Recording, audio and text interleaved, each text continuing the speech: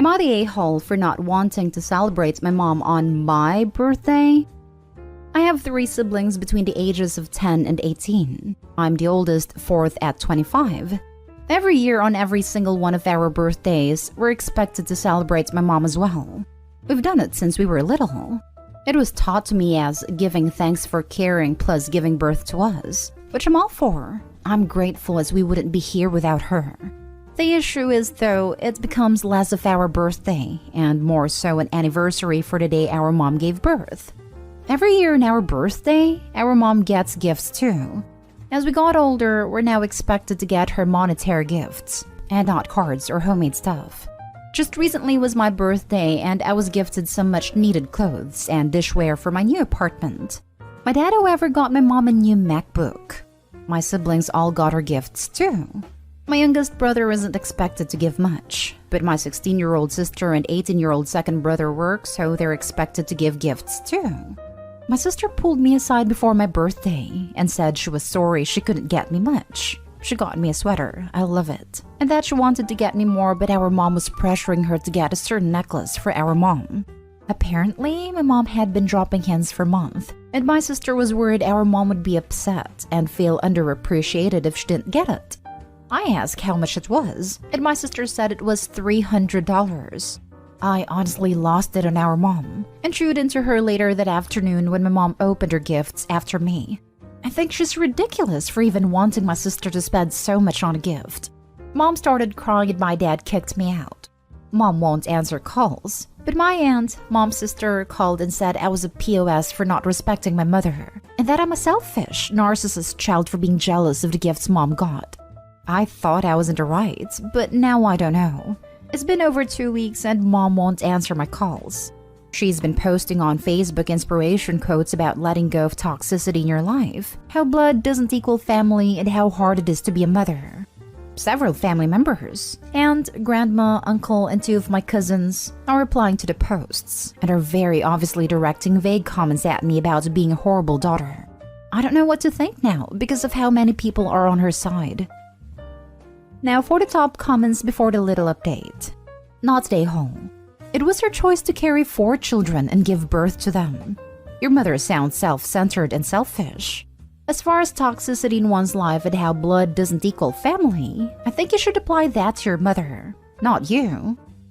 For once, Opie's mother is perfectly correct. Remove toxicity from your life, dear Opie. Blood doesn't equal family. Opie's mom is dripping with entitlement. 5 birthdays a year? $300 gifts? What's wrong with her? Out of curiosity, is this practice carried up the ladder to the next generation? Does grandma get presents on mom's birthday? This is a weird tradition that I have never heard of. Though it is important to note that while my mom does give gifts to my grandma on Mother's Day, she doesn't have to keep the same birthday traditions as us. On my mom's birthday, she doesn't give her mom anything, like we're expected to. Because 1, my parents couldn't afford it after having so many kids and having money tied up in that. And 2, because my grandma views us grandkids as a lifelong gift instead. I'm assuming my mom would also no longer expect a gift on my birthday if I had kids, but joke's on her, that's never going to happen. Not stay home. However, your mom though. Holy crap bucket. How the hell can you feel entitled to a $300 gift from your kid at 18 and expecting 5 birthdays a year? Your mom and your enabling family are messed up. I would have cut them off ASAP. Maybe leave an olive branch for your siblings if they want to run at some point as well. I'm 18, and if someone asked for a $300 gift from me, there's no way I would be able to pay for it. Edit. Thank you for all your feedback. I think it's really eye-opening, and I'm going to try to find a therapist so I can unload all this mess. Next story. Am I the a-hole for keeping my son from my mother-in-law after she tried to force a paternity test? Some background. Me, 28 female, and my fiancé, 34 male, have a blended family. He has 2 daughters from his previous marriage, ages 9 and 7, and I have a son from a past relationship, aged 6. Shortly after the birth of a second daughter, my fiancé had a vasectomy. He and I also have a 5-month-old baby boy. His conception came as a shock to us both, and my fiancé had a sperm count done. While he had some viable ones. We love our son, and I couldn't imagine life without him. But my fiancé's mom has made life hell. When she found out I was pregnant, she tried to convince him I cheated and said he shouldn't live with me until after the birth, and he should get a paternity test. She did her own research and said it was too unlikely that we'd conceive after a vasectomy, and a more obvious choice was that I was unfaithful. My fiancé shot this down, but mother-in-law said she refused to acknowledge our son until we get a test. I said, fine, he doesn't need you. She didn't come to our shower, the hospital for the birth, or even send a card. We haven't got the test done and don't plan to. Our son looks just like his dad when he was a baby. My mother-in-law caught wind that my parents have visited a baby recently. They live across the country and can't visit often because COVID, and is furious. She suddenly wants to be an involved grandma, and that I'm keeping her from her only grandson, and that most women would kill to have involved grandparents. I told her she needs to apologize and I need time to forgive, but she's given non-apology saying she was just trying to protect her son, and I'd do the same if I were in her shoes. No sorry, no baby. Fiancé is getting uncomfortable with our fighting and picking sides. He is with me that she's been unacceptable, but says she'll never really apologize and I need to compromise, or this will never end. I've heard from other people that I need to be the bigger person. I'm honestly tired of the arguments too, but I can't forgive her accusations so easily. Half of his family thinks I'm a catty cheater because of her. You absolutely do not need to be the bigger person here. I swear, that is a phrase created by people who don't want to take accountability for being abusive. Tell your fiancée that she has overstepped and that is not okay to pressure you into doing anything. If she's been like this once, something like this will happen again. She's literally defamed your entire character over an innocent situation with no regard to how it affected you. And your fiancé isn't taking this seriously enough either. Not stay home. And jellyfish enablers who enable and minimize other people's bad behavior. It's easier to make the victim apologize and be the bigger person than make a toxic person act decently. The husband needs to be a buffer between his mom and his partner. His mom has never apologized because people let her get away with bad behavior. Sometimes I hate enablers just as much as abusers, especially those who enable child abuse. Not stay home. Not stay home, but make sure you and fiancé really are on the same page about this, or we'll be seeing a follow-up later where he's letting mother-in-law around your baby without your knowledge. Not stay home. The mother-in-law refused to acknowledge her grandson, and is now making a surprised Pikachu face that you followed through and refused to acknowledge her as a grandmother. I mean, I can understand how she would be suspicious, but if your fiancé decided that it's his son, then it's his son, whether blood-related or not. And she should have had enough grace to, at least, respect her own son's decision. B, if she was that suspicious, she should have voiced her concerns to him in private, without making it a spectacle and making your life hell for the duration of your pregnancy. Instead, she decided to be nasty about it, and is now shocked that you hate her guts. What is her prize? Next story is titled, Am I the a-hole for turning down a family vacation because I would have to pay and my sister wouldn't? My 28 female parents are organizing a family holiday abroad and have approached me stating that they will be paying for my sister's 30 female holiday but not mine. This is because to them I can afford it and she cannot, and that is the only way we would all be able to go on vacation together. They couldn't pay for us both. That's their money, and they can do as they wish with it. And that I'm in a good spot financially right now, and my sister isn't. If I ever find myself in a bad spot, they will help me out. But to me, it's not that simple. I am more financially stable than my sister because I have chosen to live in a cheaper area, despite being further from my friends. Followed a career path where financial security is guaranteed, and always live well within my means. Whereas my sister has followed a career path which is, unfairly I admit, underpaid, insisted on living close to her friends despite the high rent, and likes to spend more money on her lifestyle. My parents think the crux of it is that I am lucky that my passion lines up with a well-paid job, and my sister is unlucky that her passion does not, so my sister deserves more help due to that bad luck. They also think that I'm lucky to have a partner that I could move away to a cheaper area with. And my sister, who doesn't currently have a serious partner, is unlucky in that respect. so it would be a greater deal to move away from her friends and therefore get unlucky. Again, they insist if the tables turn and our fortunes are reversed, they would help me out. Am I the a-hole for refusing this holiday and choosing one of my friends at the same time instead? If the money thing wasn't there, I would probably have chosen this family holiday. But I just feel like my frugal decisions are now being punished, and this is unfair. I'm not angling for my parents to pay for me too, and I also feel bad kind of suggesting, indirectly, my sister pay for hers, but I still feel really hard done by, and that my sister is being cuddled, and the fact that she spends quite a lot on a day-to-day basis, much more than me, is being rewarded.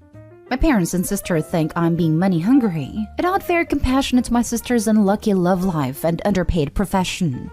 This is stopping us from going on vacation, all four of us, which is upsetting my parents. Am I the a-hole? Edit. People keep accusing me of judging my sister's spending. I'm not judging it at all. I think it's great she goes out and has a good time. We're just different. But at the end of the day, I'm still being asked to spend more than her on the same things. It makes my sacrifices not feel worth it. It's more a comment on the saving I do to be able to afford this holiday, rather than exactly what she/isn't doing in order to not afford it. Edit 2. My solution to this problem isn't to insist she pays and either bankrupts herself or doesn't go. I don't want that at all. We would never go without her if she couldn't afford it. So please stop telling me that's my ideal solution. I think we should find a cheaper holiday, or move the holiday back if she wants time to save or prioritize it over another holiday next year. I also would be fine if the money on each of us was proportional to salary, so that I wasn't made to feel like my frugality was for nothing, as that would be irrelevant. Now for the comments. Not they home. It's their money to spend how they like it on who they want, just like it's your money to spend how you want and who you want. You made your choices to live within your earning bracket, while your sister, from your words, chooses to live above her means, knowing the income is there. Let them go on a vacation together, while you go vacation with friends. This. Also, you can say you'll be more than happy to pay your way, on a holiday you want, where you want to go and do what you want to do. Remind your parents that, like them, you can spend your money how you please. Right here. If you're expected to pay your way and use your vacation time, it should be your vacation. It's pretty ballsy to decide the whole family must come to a specific vacation, but decide one kid gets to foot their own bill. That's regardless of them paying for the other child. That makes it so much worse. Not stay home. You pay for your vacation, you pick your vacation. Not stay home, in my opinion. Why can't your parents pay half for you and half for your sister? Then you both pay the remainder and it's fair. Your job security/financial security has nothing to do with this. They're just using it as an excuse. To make it fair, I tell them to pay half for each. Or the three of them can go on holiday and you'll do something else. No a-holes here. Your parents can do what they want with their money, even if it feels unfair to you. They seem to have this well thought through, and to me, the reasoning seems sound. You, however, have every right to feel a bit hard done by, particularly as you feel your sister is partially responsible for her lack of funds. If you feel you'd enjoy a holiday with your friends more than a family holiday, there is nothing a-holish about choosing not to go with your family, as long as you are doing it for that reason, and not just out of spite and childishness. Now for the last story. Am I the a-hole for refusing to babysit for my sister? My female 19, sister 32, Mary, and her husband 28, John, have twins, a boy and a girl, both 10 months old. My parents were ecstatic when they found out she was pregnant, as the twins were their first grandchildren, and my sister had been struggling with getting pregnant for a while. I was happy for my sister and John, but I couldn't help wondering how they were going to handle this financially. They're in quite a bit of a debt, and both work long hours. My question was answered a few weeks ago when we had a big family dinner. Me, parents, Mary, John, brother Mike, 21, brother Josh, 25, and his wife Sophie, 27. My sister announced she will be returning to work in 2 weeks, so they were gonna need everyone to chip in and babysit and to help out financially. I'm not gonna lie, I was shocked when I heard this because it sounded a bit ridiculous that they expect everyone to babysit their kids for free and to give them money for their debts. Mary went around the table asking everyone when they could watch the twins, so she could draw up a roster and how much money they could spare. Everyone was contributing, and Sophie was even talking about trying to move her work shifts around so that she could babysit.